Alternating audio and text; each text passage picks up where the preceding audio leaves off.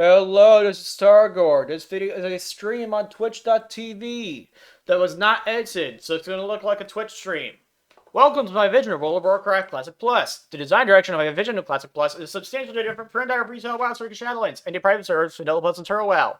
This is partially because this aims to fix Vanilla WoW's main problems first, flesh out and polish what is already there second, and add new content third. This is part of a playlist of videos. Check this video's description for a link to the playlist. The document displayed is my version of WoW Classic Plus, and the document's version number is version 1.5.17. All versions of this document are based upon patch 1.12.2 of World of Warcraft. If you just want to know about the general design direction of my version of Classic Plus before you otherwise look into this, then watch an introduction video in its playlist or read the document yourself and it'll be goes to the major features. The link to the actual document is on that channel's About page. That and I does not have a team of people or have it working with me to make an actual private server out of this. This is all pure design as far, and it ain't done yet. Now then, this is the section on other game mechanics.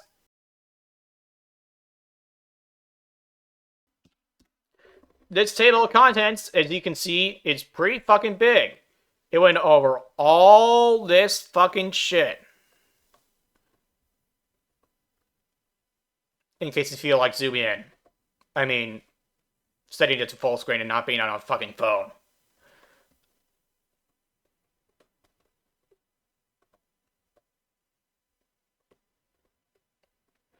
And this is a video about this.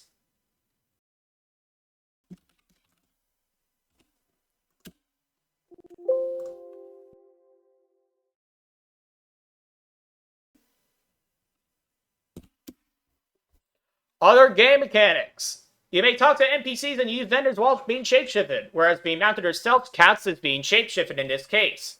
However, talking to an NPC will break stealth. And said breaking of stealth shall be taken into account before considering whether or not you can talk to an NPC or use. Players may no longer talk to NPCs or use vendors while the player is charmed. And being charmed while doing so will instantly close the relevant windows. This will presumably prevent many exploits from occurring, such as being able to set your yourself anywhere in the game, with the help of cross-faction collusion. Players will be able to equip and unequip relics during combat, which will prevent a number of exploits from occurring. Eating and drinking will break stealth because otherwise would not make sense. It shall be ensured that knockdowns will not functionally stun you for an absolute minimum of 2 seconds due to its animation or some shit. Otherwise, certain things in this game would be overpowered, so knockdown animations will be sped up accordingly, but only when the associated debuff is short enough. Such as when Malone's Slam gets diminished when he turns on its debuff. The item. Pulling a mob with an AoE spell will have the same effect as pulling it with a single target ability of the same range. As such, you will not be able to use AoE spells to pull an enemy from a patrolling or non-patrolling group of enemies without aggroing the rest of them if that's the active one of a pull with a single target ability of that range. That range includes the radius of the AoE ability and not just the default, and not just the range to the center of the AoE ability, but also the radius. Logging out will properly store your Z coordinate and put you back there after you log in. As such, logging out will no longer be exploitable to teleport you across great distances, as you may have seen in some YouTube videos of Classic. Classic not Plus. Click to move will make you turn instantly and on a dime, instead of having a maximum turn speed of what seems to be 360 degrees per second and making you turn in a small circle or some shit.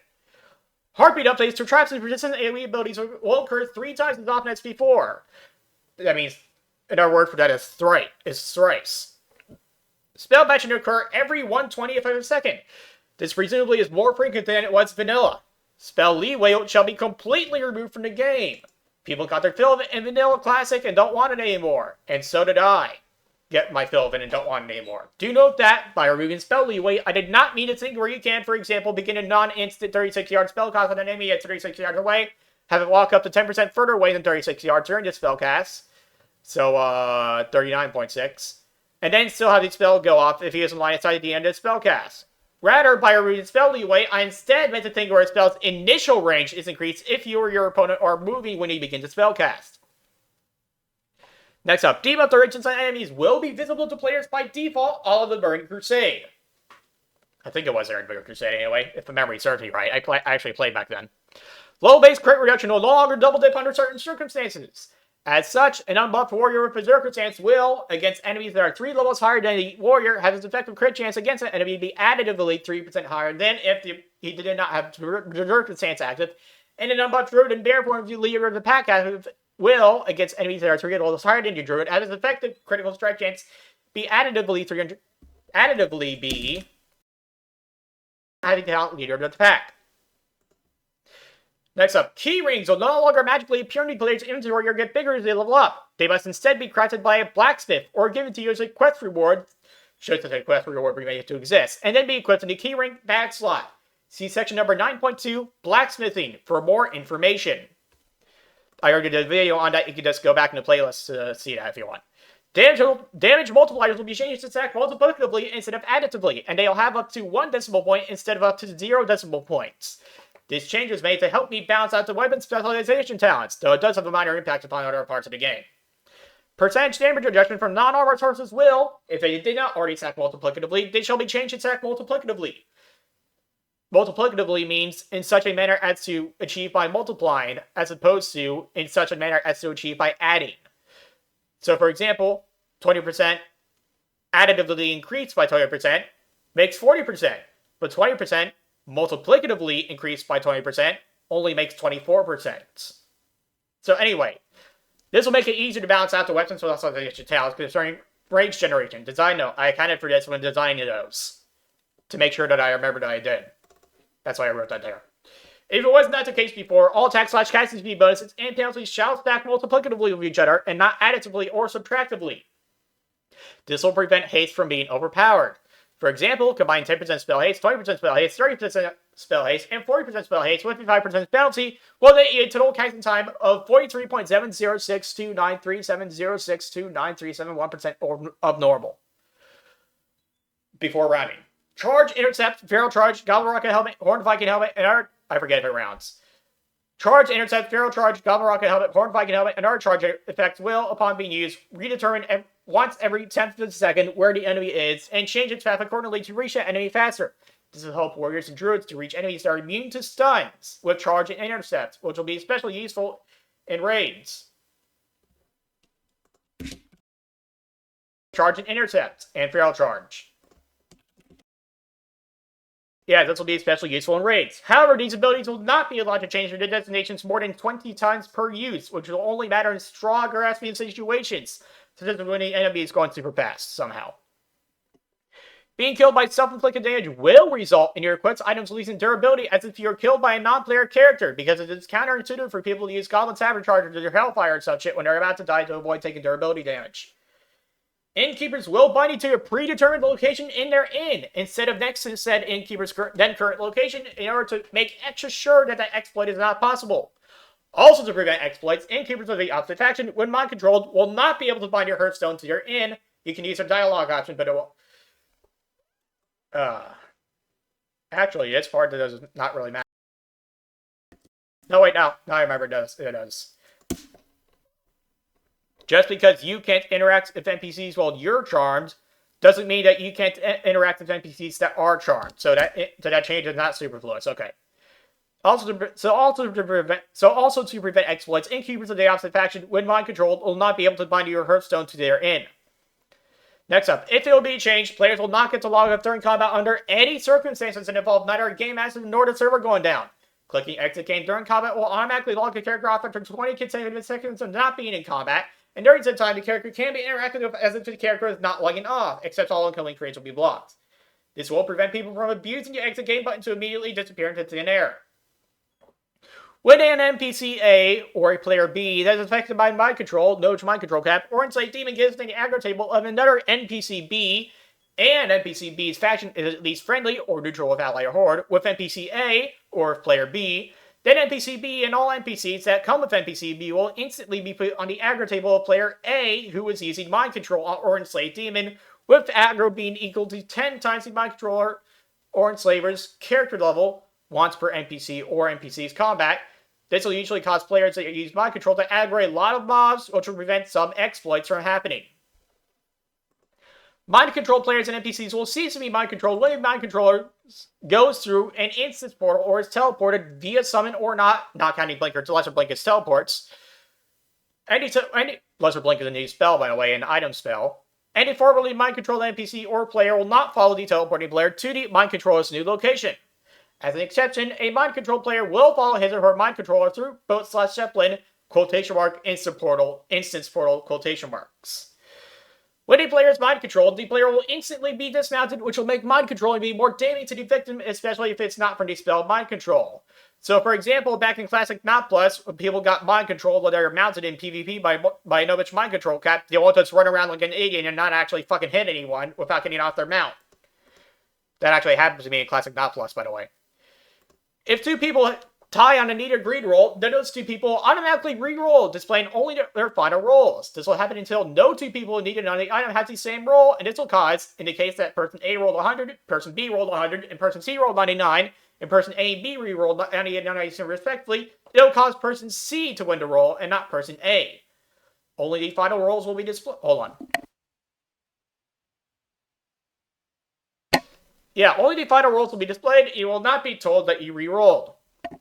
This will cause people who tie on rolls to not automatically lose a roll if they did not roll before the other guy did, allowing players to more safely take their time to roll on stuff.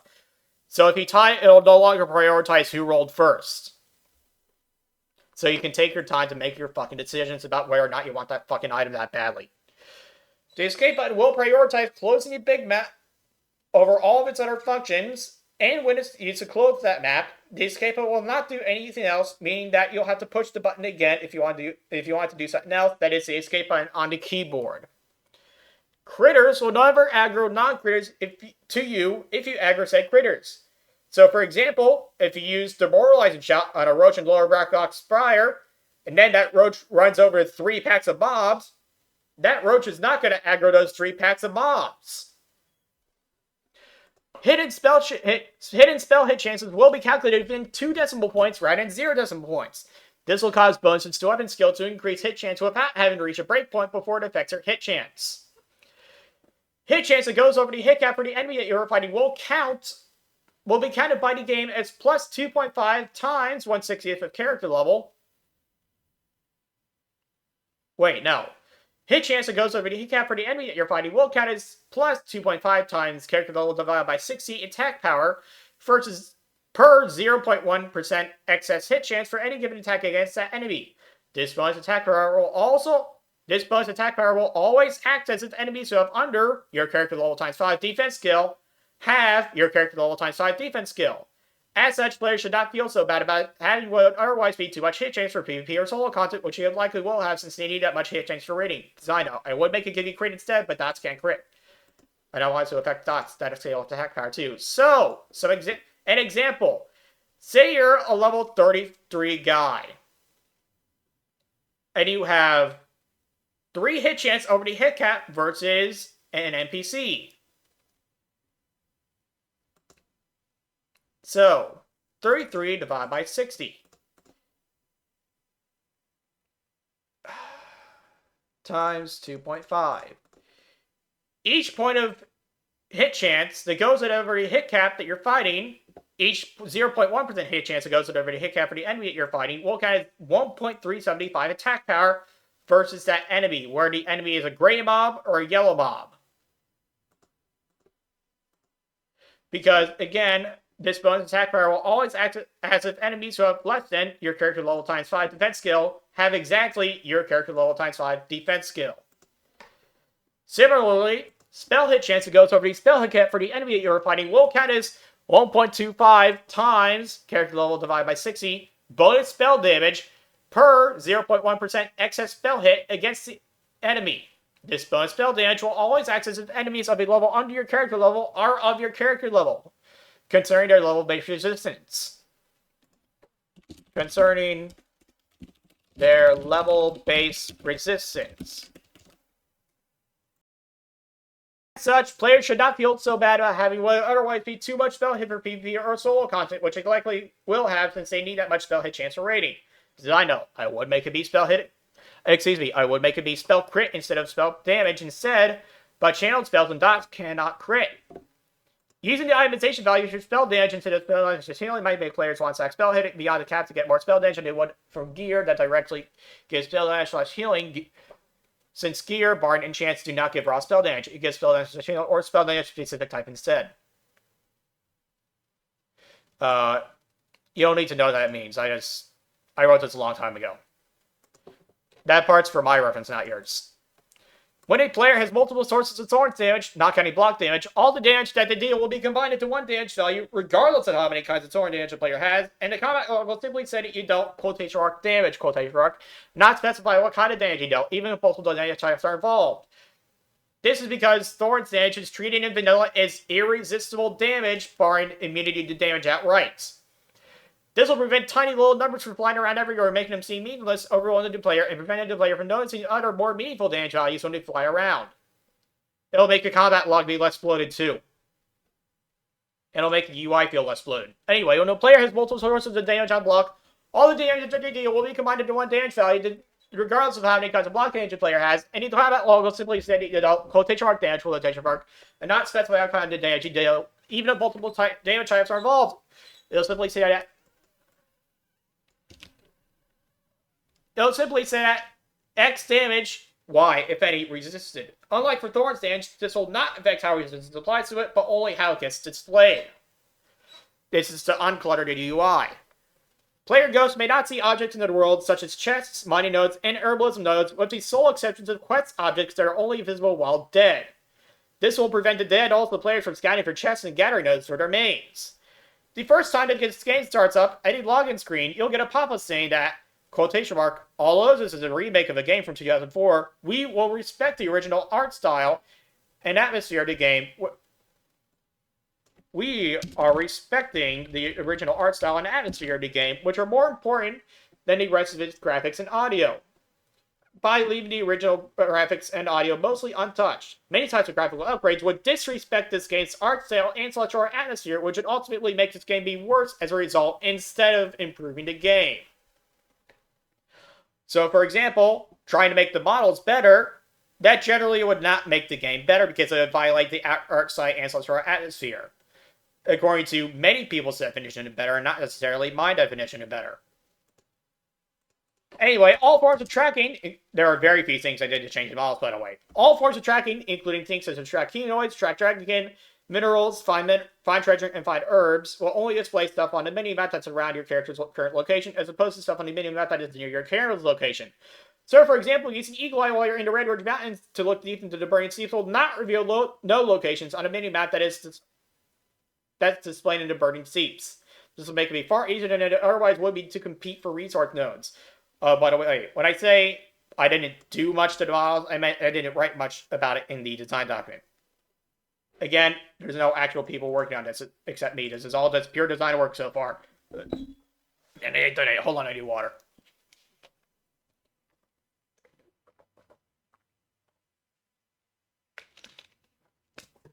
Okay, that's better. You may no longer chaincast any combination of Ornate Spyglass, Farsight, Eagle Eye, or Mind Vision, nor may you use Ornate Spyglass or Farsight while looking through the eyes of a Sentry Totem, whether Mind Vision is laid on top of or in between those or not. As fun as chaincasting those can be, it not only makes the world feel smaller and sort of takes away from exploration, but it can make it much easier than intended to search for objects such as chests, rich thorium veins, and high-level herbalism nodes. And you could otherwise take advantage of this to reset scum for rare spawns in Zul'Farrak. This is I know, I removed Elixir of Dream Vision from the game, as I mentioned in the Alchemy video. If a player is actively engaged with the mailbox or bank, then they'll be considered to be, quotation mark, busy, quotation mark, if someone else tries to initiate a trade with them. With that player. People may attack the minions of players with radio names immediately after you would to be attacker residents. This will prevent an exploit that I forgot about because I wrote this down a long time ago. All sources of having your stamina / intelligence or maximum health / mana / energy increase will no longer give you more hit points, mana, or energy, except life giving general last stand, on top of increasing your maximum health, mana, or energy where applicable. This will probably fix some exploits. Remember how rares in Classic Nautilus would each chug flasks and still listen to instantly gain 2,000 mana with no cooldown, just to click off the flask buff and do it again for more mana? Yes, people actually did that, such as the people in the guild. Argument because it actually, and not just to that guild. Lava and similar fluids will hurt you immediately upon exiting them, causing it to be impossible to avoid damage taken from swimming in lava by jumping at the right times. Exiting lava will inflict you for a debuff called Burning, which will deal 50 fire damage every 3 seconds for 1 minute. Being near a cactus will deal 1 physical damage every few seconds, like how being near a fire deals 10 fire damage every few seconds. Experience penalties for being in a group will no longer consider the average level of the group members that are within experience range. Instead, experience penalties for being in a group will only consider the level of the highest level player in the group, that is, with an experience range. So, for example, if a level 59 player is grouped with 4 level 1 players, and the level 59 player, because the level 59 NPC, while the 4 level 1 players are nearby, then the level 59 player will gain 20% as much experience as if he killed the level 59 NPC by himself, and the 4 level 1 players will gain exactly as much experience as is gained by the level 59 player. Or, for a different example, if a level 60 player is in a group of 4 level 30 players and kills... If a level 60 player that is in a group of 4 level 30 players kills a level 40 elite NPC of all players nearby, then nobody in the group will gain even a single point of experience, although, in both cases, quest experience is completely unaffected. Hey, wait a second.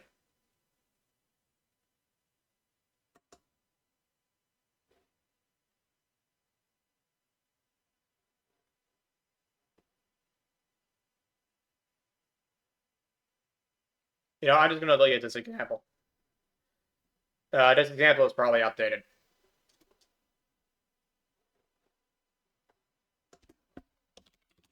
So, for example, if level 60 players in a group of 4 level 30 players and kills a level 40 elite NPC of all players nearby, then nobody in the group will get even a single point of experience. Although in both cases, quest NPC is completely unaffected.